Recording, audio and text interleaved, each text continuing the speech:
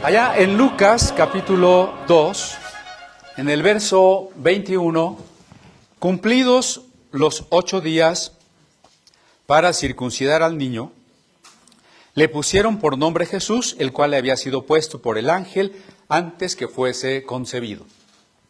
Sabemos que el mandato era circuncidar a los pequeños a los 8 días de nacidos. De eso ya hemos platicado. Solo quiero añadir que eso en relación con Jesús creó algunos problemas teológicos. En la Edad Media los teólogos se preguntaban si cuando Jesús resucitó el prepucio de Jesús. Recuerdan que se había convertido en una reliquia. Claro, el problema puede parecer jocoso, pero no lo es, porque ¿qué parte de nuestro cuerpo va a resucitar?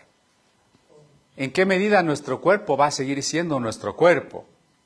Santo Tomás se preguntaba incluso en la Suma Teológica si los cabellos y las uñas resucitarán. Porque las uñas pues están muertas para empezar. Cuando usted las corta pues ya no son parte de usted. ¿Resucitarán las uñas? Imagínese el tamaño de las uñas que tendría.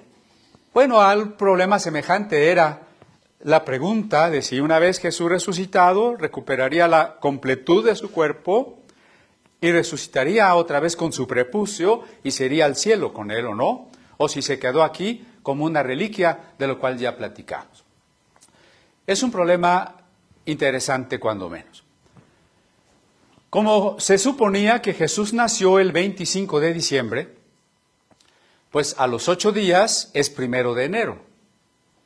Así que la fiesta de la circuncisión sería el 1 de enero.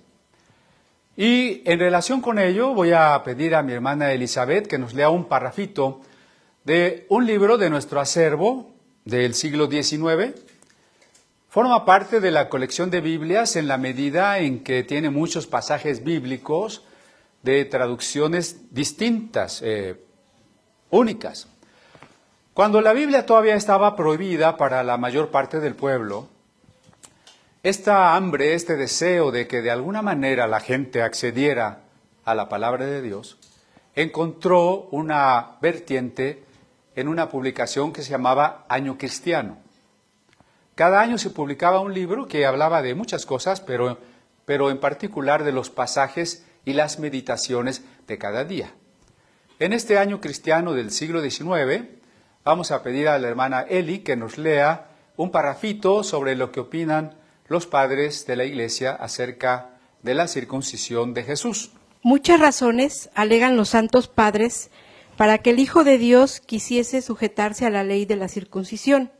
Primera, quiso, dice San Epifanio, quitar a los judíos el aparente pretexto que tendrían para no reconocerle si fuera incircunciso. Segunda, era la circuncisión de intuición divina y no pretendía dispensarse de ella el Salvador.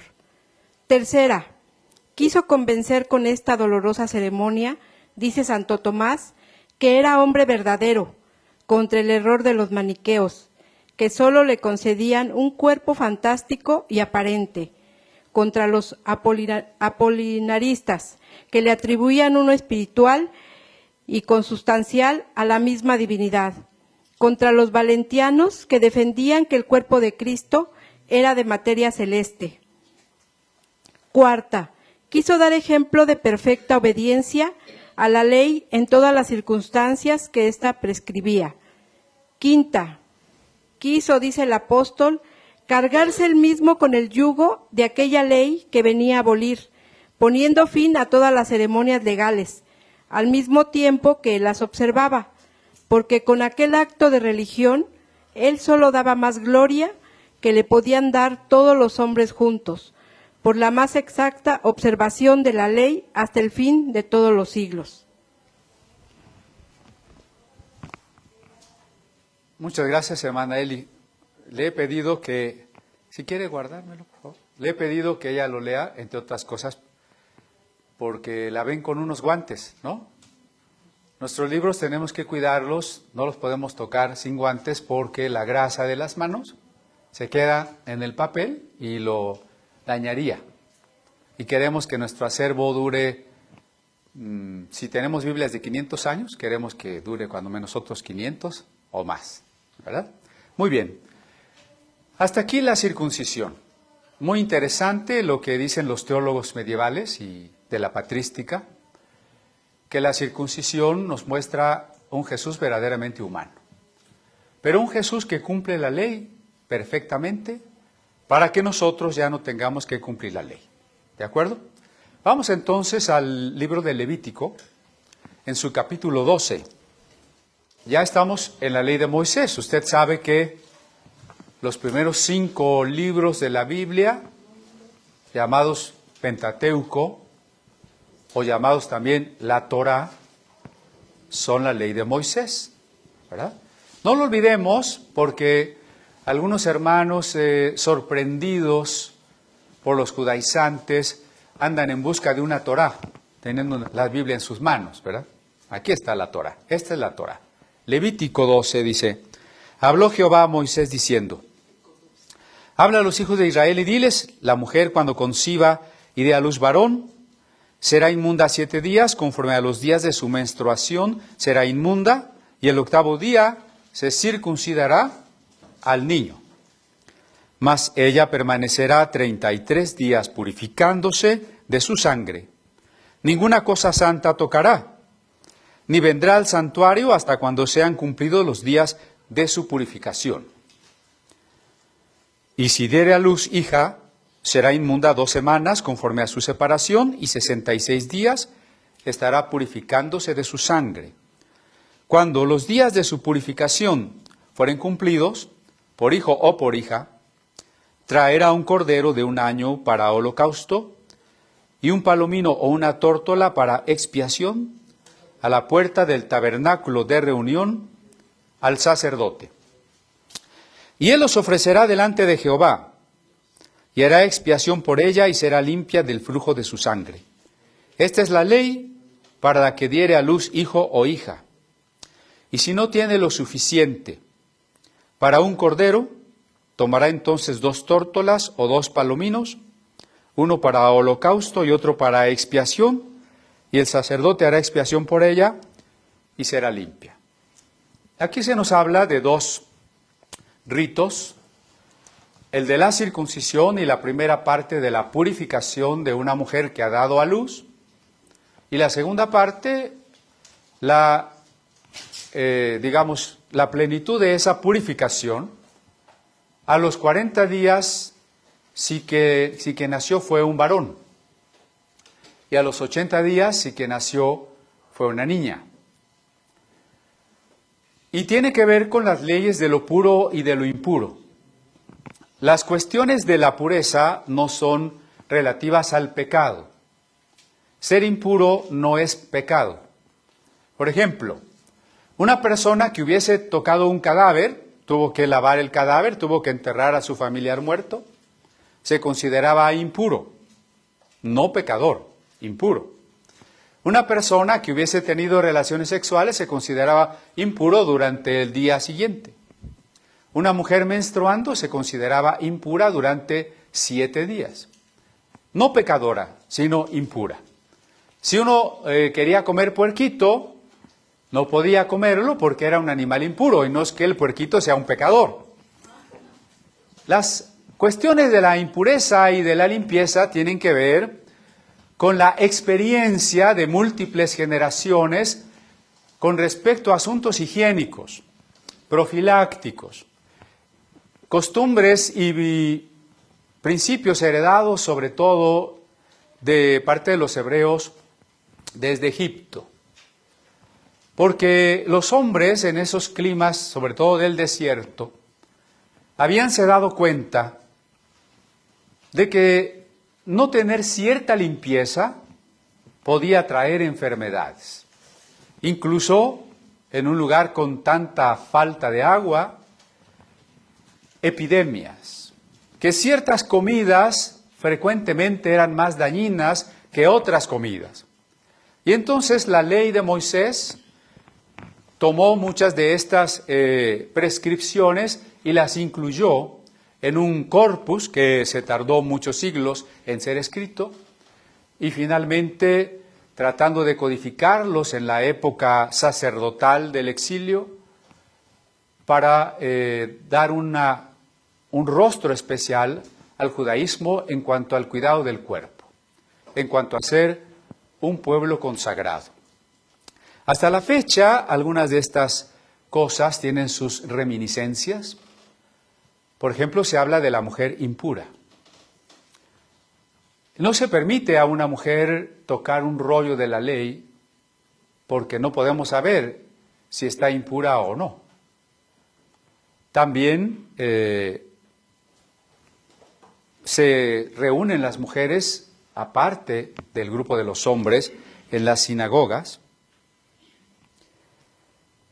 En ese entonces, pues las personas no sabían que existían los microbios, pero sabían por experiencia que algunas cosas producían enfermedades. Y ese es el origen de las leyes de la impureza. Uno de los primeros libros que leí en la niñez, quizá a los 9 años, que me regaló mi papá, se llamaba Los Titanes de la Ciencia Pura. Ahí se hablaba de un holandés, Anton van Leeuwenhoek, que descubrió los lentes de aumento. Y él fue el primero que pudo percibir que en una gota de agua o en una cucharadita de tierra había miles de pequeños seres, quizá en un número mayor a todos los seres humanos que había en el mundo, ¿verdad? Hasta entonces entendimos que había gérmenes y algunos patógenos, pero antes la gente no sabía eso. Simplemente la experiencia le enseñaba que ciertas cosas podían ser dañinas. Bueno, entonces la mujer debía guardar de 40 a 80 días de reposo, de no tener relaciones sexuales. Hoy sabemos que eso es correcto en la medida en que para que la matriz vuelva a su lugar, vuelva a estar en condiciones de un posible siguiente embarazo, necesita estos periodos, ¿no? A eso se refiere el texto con la mujer impura.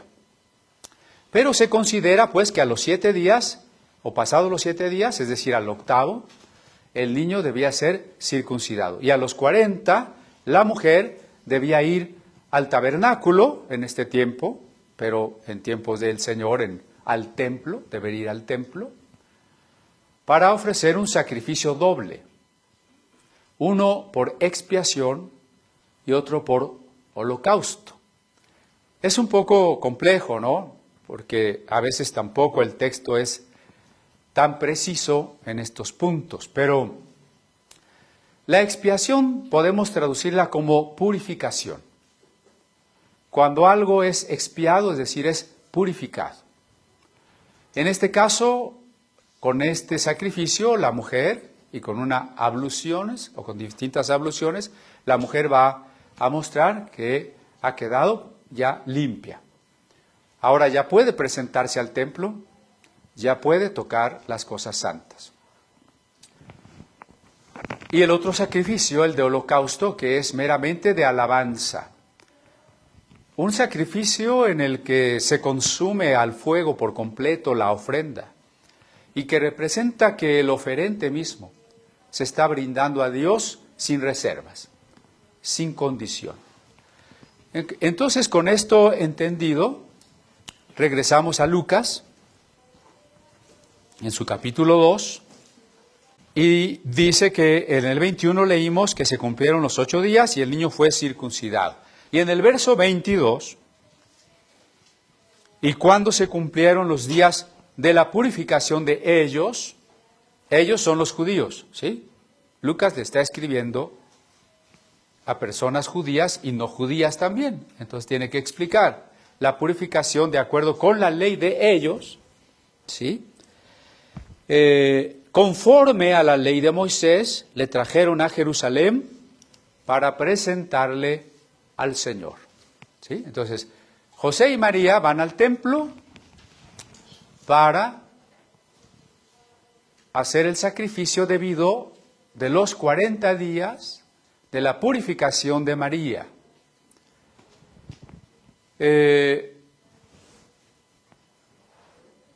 Es probable que desde el nacimiento, que es por estas fechas, el nacimiento de Jesús debe haber sido por estas fechas. ¿Recuerdan que dijimos que entre septiembre y octubre? Precisamente el día de hoy, a las 6 de la tarde, comienza una fiesta judía que se llama el Año Nuevo, el Rosh Hashanah. Y el día 18 es el día del Yom Kippur, el día del perdón. Y que probablemente no lo sabemos y tampoco tiene importancia, es solo una posibilidad, que Jesús haya nacido en la fiesta del Yom Kippur, que comenzaría en este año, el día 18. Y el día 23 comienza una fiesta de 7 días que se llama los tabernáculos, el Sukkot. Durante 7 días hay que vivir en cabañitas afuera de la casa para recordar el tiempo de la peregrinación por el desierto. El día 30, el último día de la fiesta de Sukkot, es la fiesta de la ley, donde con un rollo de la ley los varones bailan y cantan porque se supone que ha terminado un ciclo de lectura anual a través de las distintas secciones o parashot que se van leyendo a lo largo del año. Se termina en la fiesta de Simchat Torah y se celebra la Torah y comienza un nuevo ciclo de lectura. Entonces, todo este mes de septiembre es de muchas fiestas judías. De esta semana a la que sigue estaremos en la sinagoga del Centro Histórico para grabar un pequeño programa sobre la Biblia de Ferrara, que fue la primera Biblia judía impresa. Entonces, en este tiempo sí debe haber nacido el Señor. Sin embargo, la mayoría de las personas piensa que Jesús nació el 25 de diciembre. Ya vimos que no. Pero en ese supuesto se celebra la circuncisión el 1 de enero y ahora ya no se pone mucho énfasis en esa fiesta por los problemas que ya comentamos y también porque no hay una gran afición por entender la herencia judía. Y más bien se ha sustituido por una fiesta a la Virgen el 1 de enero. Pero el 2 de febrero, que serían los 40 días después del 25 de diciembre, se celebra popularmente la presentación de Jesús en el templo, la fiesta de la Candelaria, ¿no? Ahora, si Jesús no nació el 25 de diciembre, y el 2 de febrero se celebra la Candelaria, ¿por qué? ¿Qué realmente se estaba celebrando? Recuerden ustedes que las culturas antiguas, agrícolas, celebraban muy especialmente ciertos días que en las estaciones del año eran indicativas de algún inicio como de las lluvias, o del invierno, o de la primavera, etcétera. Entonces el 25 de diciembre se celebraba la noche más larga del año, ¿no?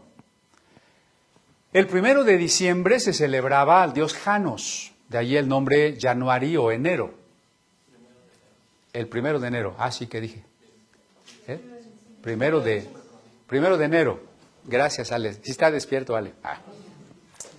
1 de enero se celebraba al dios Janos, ¿verdad? Y eran unas fiestas de una moral bastante relajada. Y el 2 de febrero, como parte de las Lupercales, otras fiestas paganas, se llevaban fiestas en procesión. Era una fiesta romana, porque se acercaba ya el periodo de las lluvias.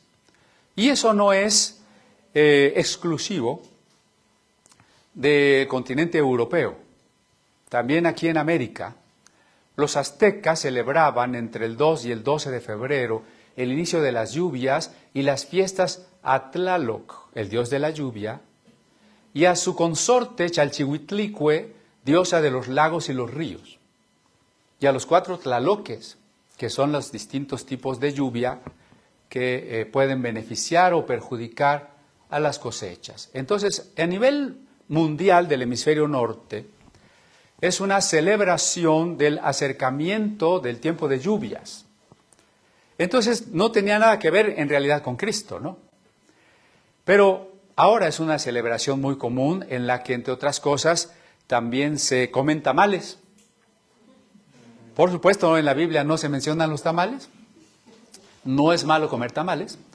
Lo que pasa es que en aquel entonces, pues los tamales eran una comida ritual, era en honor a estos dioses, y que a veces incluso en los platillos, por ejemplo, de aquellos 300 que se ponían a la mesa de Moctezuma, había tamales con carne de jóvenes, porque había sacrificios humanos, y la carne más suavecita es la de los jóvenes. Entonces, ahí había unos tamalitos de carne por si alguien quiere, ¿no? Entonces, bueno, esto pues se fue mezclando con el cristianismo, con diferentes fiestas cristianas, se perdieron los orígenes, pero se revolvieron al mismo tiempo.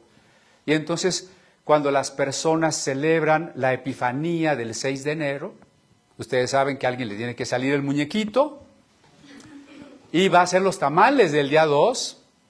En Xochimilco esto es muy fastuoso, el niño Jesús se llama Niño Pa, y pues se le da de comer a miles de personas, ¿no? Celebrando al niño. Y la gente, bueno, a la que le tocó arrullar al muñequito, porque aquí el punto es que las personas piensan, no que Jesús nació hace 2000 años, sino que Jesús nace cada noche del 24 de diciembre. Y por eso lo arrullan. Y a quien le corresponde, lo va a llevar a bendecir y lo va a cuidar y lo va a vestir. Y para el 2 de febrero vamos a ver figuras de niños vestidas de doctor, de futbolista y de tantas cosas, ¿verdad? Cada quien lo viste de la profesión que ejerce para que el niño bendiga su profesión. Junto con San Judas Tadeo son las imágenes en las que la gente más piensa que le van a contestar los milagros que necesita, las peticiones que no se le han contestado. E incluso dicen, ¿qué importa invertir 100 o 150 pesos en vestir al niño si con eso voy a obtener el milagro?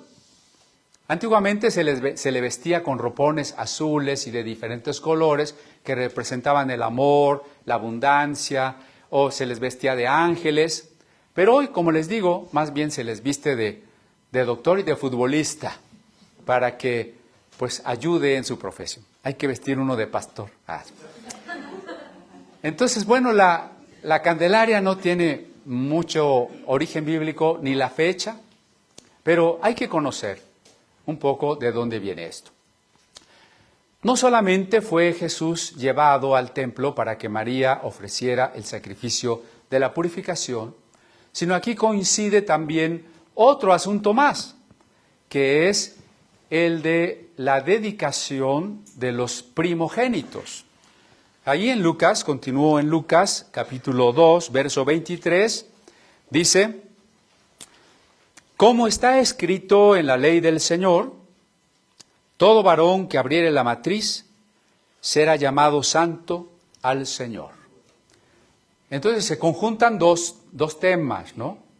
El tema de la purificación con respecto a cualquier hijo y el tema de la dedicación o santificación del primer hijo, varón.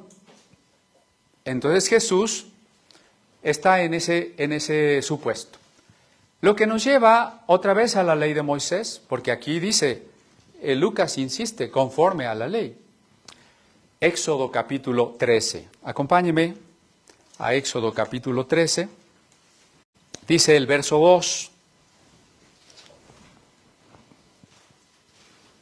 Conságrame todo primogénito. Cualquiera que abre matriz entre los hijos de Israel, así de los hombres como de los animales, mío es. Todo primer nacido es de Dios. La primogenitura en los pueblos antiguos tiene mucha importancia porque es la garantía de la preservación del nombre, del apellido, del pueblo o de la familia en cuestión. Cuando usted arma su árbol genealógico, va a ver que de repente, pues, sí, aquí está la esposa y la mamá de la esposa y el primo de la esposa y el primo segundo y el primo tercero y ya se perdió el árbol, se vuelve, pues, inconstruible, ¿no? En las genealogías de los pueblos orientales, el varón y los hijos varones constituyen, digamos, el tronco o la rama principal del árbol genealógico. De ahí que el Evangelio de Mateo, usted recordará, comienza dándonos el árbol genealógico del que desciende Jesús, ¿verdad? Desde Abraham. Bien, entonces el primogénito ahí tenía una gran importancia y era el que recibía la herencia. Todas las tierras, animales, dinero que el padre tuviera, pasaba al hijo primogénito, que a veces podía ser compartida con los hermanos o a las hijas cuando no había varones. Pero esto tenía como intención que la familia y la tribu perseverara, se continuara. Respecto a la importancia de esa, dada pues a la primogenitura, se dice que cuando el ángel de la muerte pasó por Egipto, en la última plaga, con la que Dios habría de liberar a su pueblo, el ángel mató a los primogénitos de los egipcios, ¿no? ¿Cuál era el destino o cuál hubiese sido el destino del hijo mayor del faraón? Ser el faraón. Dios castiga a los primogénitos de Egipto, desde los animales hasta el hijo del faraón. Como un acto de justicia, porque durante 400 años ellos habían esclavizado a los hebreos y, en los últimos tiempos, el faraón había dado la orden de asesinar a los recién nacidos hebreos. Entonces, cuando Israel sale de Egipto, y apenas estamos en eso, la Pascua es en el capítulo 12, y esto está en el capítulo 13 de Éxodo, dice Dios, los primogénitos son míos. ¿Por qué los primogénitos debieron haber muerto cuando el ángel mató a los primogénitos, no? Y si no se murieron, entonces son míos. Este es un buen razonamiento. Quizás a ustedes estuvieron a punto de atropellarlo y Dios lo cuidó. Entonces, ¿usted cómo debería estar? Muerto. ¿Y cómo está?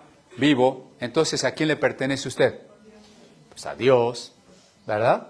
Los primogénitos son míos, dice Dios. Tiempo después, bueno, o más bien unos versos después, en el verso 13 dice, mas todo primogénito de asno redimirás con un cordero, y si no lo redimieres, quebrarás su cerviz. También redimirás al primogénito de tus hijos. ¿Qué quiere decir eso? Dios quiere el primer hijo de todos los ganados y de todos los seres humanos, pero si es burro, pues creo que no lo quiere. Tan bonitos que son los burritos. Dice, en vez de burro me vas a traer una oveja, ¿verdad? ¿Por qué? Porque finalmente va a ser para el servicio del culto. Pero a tu hijo primogénito también lo redimirás. ¿En qué sentido? Que si esto no hubiese sido así, todos los hijos mayores de cada familia deberían de haberse ido al templo a servir como sacerdotes, a servir como la función que después harían los levitas, ¿no? Pero Dios dice no, en vez de todos los primogénitos de todas las tribus, yo voy a escoger una tribu, y esa es la tribu de Leví. Pero como tú tienes un hijo mayor, no simplemente no vas a decir, bueno, ya están los levitas, ya mi hijo es mi hijo. Tú vas a tener que llevar un sacrificio y hacer un pago para que tu hijo se pueda quedar en tu casa, seguir tu oficio, continuar tu familia, y en su lugar los levitas, los sacerdotes, hagan la tarea del templo. Y por eso se redime el hijo primogénito, para que ocupe su lugar un levita. ¿Sí? Y así también nos ayuda a entender la función y la razón de ser de los levitas. Muy bien. Entonces, bueno, vamos allá otra vez a Lucas. Y en Lucas se nos dice que Jesús fue llevado para ser presentado. Es probable que cuando Jesús nació en Belén, José y María se hayan quedado a vivir en Belén un tiempo, porque sabían que a los 40 días tenían que ir a Jerusalén. Belén está muy cerca de Jerusalén. En cambio, Jerusalén está muy lejos de Nazaret, donde ellos vivían. Entonces, es de pensarse que José y María se quedaron en Belén hasta el tiempo en que tuviesen que presentarse al templo. Incluso San Epifanio opina que la circuncisión se pudo haber hecho en el mismo portal donde nació Jesús. Eso no lo sabemos, pero lo cierto es que a los 40 días, creo que ahí están en un capítulo que no, ¿sí? ¿Sí es? O más adelante, ¿verdad? Estamos en el verso 23. A los 40 días va María para la ceremonia de su purificación y a presentar a Jesús como hijo primogénito, como primogénito. Ahora bien, yo he escuchado quien dice esta frase: nosotros no bautizamos niños, pero los presentamos. ¿Ha oído esa frase? Equivocado. ¿Sí? La presentación de los niños no es un asunto cristiano. No es un sustituto del bautismo infantil, ni tampoco es equivalente a la presentación de Jesús en el templo. ¿Por qué? A ver, vamos por partes. Primero, la idea de que un hijo primogénito tiene que presentarse y ofrecerse un sacrificio y que ese niño va a quedar, o que un levita va a quedar en lugar de ese niño, no corresponde al cristianismo porque nosotros no estamos en el orden levítico, no estamos en el sacerdocio de Aarón. ¿Sí me explico? Es un rito perteneciente a otra religión. Claro, toda religión es secundaria, cualquiera. Lo importante es Cristo, y Cristo es una persona, y la salvación es una relación con Dios, ¿no? Bueno, la religión tiene su importancia, pero es secundaria en relación con la nueva criatura, ¿no? Pablo dirá, y precisamente lo citamos refiriéndonos a la circuncisión. No importa la circuncisión ni la incircuncisión, sino la nueva criatura. Entonces, el rito de dedicar el hijo primogénito y de dedicarlo, y más bien de reconocer que un levita va a ocupar su lugar, pertenece al judaísmo, al orden arónico. No podríamos meterlo a una iglesia que no está en el orden arónico. Segunda razón, esto es un asunto que se hacía en el templo. ¿Nosotros tenemos templo? Qué mal que no tenemos templo, ¿verdad? ¿O es bueno que no tenemos templo? ¿Es bueno o es malo? ¿Por qué es bueno? Porque así no le toca barrer algo más grande. Qué bueno que no tenemos templo porque nosotros somos el templo. Nosotros somos el templo. Los rituales correspondientes al judaísmo correspondían también a un lugar especial, a un lugar sagrado. Nosotros no tenemos lugares sagrados. Desde que Dios está presente en todo lugar es santificado. Y el templo somos nosotros. Pero además se consagraba al hijo primero. Y nosotros presentamos a todos indistintamente. Entonces ya hay muchas cosas que no concuerdan, ¿verdad? Entonces no se trata de decir, pues yo no lo bautizo, pero lo presento. No tiene nada que ver. Voy a más a fondo en el problema. El ámbito católico es sacramental. En la Iglesia romana hay 7 sacramentos, que si usted fue un buen católico los debe de saber, ¿no? El bautismo, la confirmación, la penitencia, la Eucaristía, el matrimonio, el orden sacerdotal y la extrema unción. ¿Sí o no? Ahora, lo importante de esto es que el orden sacramental distingue entre sacerdotes y los que no son sacerdotes. De allí que usted es hijo de vecino nada más. Usted necesita el sacerdote que le imparta el sacramento. Pero, de acuerdo con el Nuevo Testamento, cada creyente, y voy a decir una barbaridad, cada creyenta es un sacerdote, ¿verdad? Esa es una diferencia muy importante. Cada creyente es un sacerdote. No tenemos sacerdotes, somos sacerdotes. La siguiente cosa es que la salvación, o sea, usted no va a llegar al cielo si no recibe los sacramentos. Y los sacramentos se los da la Iglesia, por tanto la Iglesia es la mediadora de su salvación. En el Nuevo Testamento, usted no va a ir al cielo porque tomó los sacramentos. Usted va a ir al cielo porque Jesús murió por usted. ¿Hay diferencia o no hay diferencia?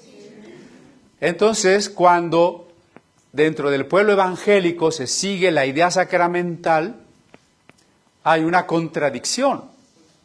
Porque si las iglesias evangélicas afirman tener solo 2 sacramentos, el bautismo y la cena del Señor, pero en la práctica dicen, a ver, nada más el pastor ordenado, ahí me sale la primera interrogación, por supuesto, ¿verdad? Solo el pastor ordenado puede casar, solo el pastor ordenado puede bautizar, solo el pastor ordenado puede dar la Santa Cena. Y la iglesia sufre por eso, porque hay iglesias muy lejanas donde hace años que no va ningún pastor ordenado y no toman la Santa Cena, y la gente no está bautizada. Pero peor que eso, bueno, si no es pastor ordenado, pero es candidato a pastor, es seminarista, es pastor licenciado, tampoco está en la Biblia, entonces puede presidir presentaciones de niños, cultos de 15 años de las niñas y otras cosas que yo no sé de dónde las sacar, ¿verdad?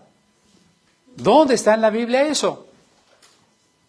Acuérdense que todos somos sacerdotes y una manifestación cada domingo que tenemos de eso es que cualquiera de ustedes ora por la Santa Cena, cualquiera de ustedes reparte la Cena del Señor, ¿o no? Esa es una manifestación de que todos somos sacerdotes. Entonces, bueno, el suponer que al niño hay que presentarlo y que solo el pastor puede presentarlo, está fuera de lugar, porque eso no tiene ningún sustento en el Nuevo Testamento. Jesús fue circuncidado y Jesús fue presentado conforme a la ley de Moisés. Ahora, María y José, ¿qué sacrificio llevaron? Dice el 24, Lucas 2:24, y para ofrecer, conforme a lo que se dice en la ley del Señor, un par de tórtolas o 2 palominos. Lo que nos permite colegir que José y María creían en la teología de la prosperidad. Que José era un carpintero muy rico, dueño de una cadena de madererías y de mueblerías. ¿Sí o no? ¿No? ¿Por qué no? ¿Cómo saben que no? Porque ofreció, de acuerdo con Levítico 12, José y María ofrecieron el sacrificio de los pobres. De los pobres. Ni siquiera tenían para comprar un borreguito. ¿No creen que a ellos les hubiera gustado comprar el borreguito? Por supuesto que tenemos el deseo de darle a Dios lo mejor. Pero ellos no tuvieron el dinero para comprar un borreguito. Y ofrecieron solamente las palomitas. Una para expiación y otra para holocausto. Y de esa manera Jesús fue dedicado a Dios conforme a la ley de Moisés. Ahora, sin embargo, el Antiguo Testamento es tipológico. Es decir, todo lo que encontramos en él puede tener una aplicación para el tiempo de la iglesia. Pablo decía que lo que sucedió antes es sombra de lo que había de venir. ¿En qué medida esta dedicación de los primogénitos puede ser asumida por nosotros, vivida por nosotros, de una manera espiritual? ¿Por qué? Porque todos nosotros deberíamos ofrecerle a Dios nuestra vida, ¿o no? Recuerde, cuando estudiamos la carta a los Hebreos, allá en su capítulo 12 decía, no os habéis acercado al monte que se podía tocar, y otras cosas, pero os habéis acercado a la Jerusalén celestial, os habéis acercado a la congregación de los primogénitos. ¿Se acuerda de esa frase? No, no se acuerda. Tiene que ver los videos. Ahí está el canal, para que ya no tenga que ver todo el culto completo. Nuestro hermano Yair ha estado editando. Y en el canal Estudios Cristian Gómez, busque toda la serie de Hebreos, y ahí capítulo 12, estamos hablando de esto. La congregación de los primogénitos. Que en el Apocalipsis 14 se dice que había una multitud puesta en pie sobre el monte Sión con el Cordero, y eran las primicias de entre la tierra. En otras palabras, el Nuevo Testamento define a la iglesia como los primogénitos, como los levitas, como los consagrados, como los dedicados a Dios. Desde esa perspectiva, entonces, no presentamos a nuestro hijo aquí físicamente, sino que cada uno de nosotros es un primogénito. Cada uno de nosotros tiene que consagrarse al Señor por completo. Recuerde que la Biblia no nos presenta un cristianismo que es mera religiosidad de los domingos. No ponga usted la iglesia a la par del trabajo. La iglesia, el trabajo, la diversión, la familia y así todas las actividades. No. El concepto es otro. Cristo en el centro de su vida y todo lo demás alrededor. Eso es ser un primogénito. Una persona dedicada, que todo lo que hace lo hace para Dios, que ha entendido que se trata de una relación de amor. Y como Dios decía yo al principio, lo ve todo. Imagínense que Dios dice, bueno, esta persona pretende amarme, pero estoy viendo su corazón. No me ama. Somos los primogénitos. Así que este es el llamado de hoy que yo les hago, que seguramente el Espíritu Santo hace a sus corazones. Consagrarnos como los levitas, como Jesús, como Samson, como Samuel, fueron consagrados. Ahora, pero si unos papás quieren venir y traer a su pequeñito recién nacido y dar gracias y presentarlo a la iglesia, ¿está mal? No, no está mal, pero no es un sacramento, no es en lugar del bautismo. Y digo, a veces no solo los presbiterianos, ya dije, nombres, hay lemochas, también bautizan niños, ¿no? Y yo a veces les pregunto, bueno, ¿y qué ganas o por qué lo bautizas si él no es consciente de su conversión, no se está convirtiendo? No, bueno, es que él está en el pacto. ¿Y por qué está en el pacto? Porque es un hijo de papás que están en el pacto. Dios no tiene nietos. ¿Qué vamos a hacer? ¿O qué gana el niño si lo bautiza? ¿Qué pierde si no lo bautizo? Nada. La persona debe bautizarse hasta que decide ser un discípulo de Cristo. Ojalá pudiésemos bautizar o dedicar o presentar nuestros hijos a Dios y que eso garantizara que ellos van a servir y a seguir el camino de Dios. Pero no, cada ser humano es libre y decide lo que quiere decidir. Algunos de nuestros hijos seguirán a Dios, otros no. Y viceversa, de algunos padres no cristianos, habrá hijos cristianos. De algunos padres que no siguieron a Dios, se levantarán siervos de Dios. Cada quien es responsable, decía Ezequiel. Ni el padre pagará el pecado del hijo, ni el hijo el pecado del padre. Cada quien decide su conversión.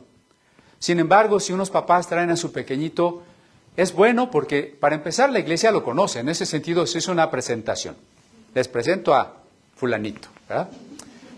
Pero también podemos dar gracias a Dios por esa nueva vida juntos. Y también los papás pueden pedirle a Dios sabiduría para guiar a ese pequeño. En ese sentido, son bienvenidos. Traigan a los pequeños. Jesús oraba por los niños. Jesús ponía las manos sobre los niños y los bendecía. Todo eso podemos hacer. Pero no es un sacramento, no es el rito de Levítico 3:12 ni nada de eso. ¿De acuerdo? Conclusión. Somos primogénitos. Hay que entregarnos a Dios.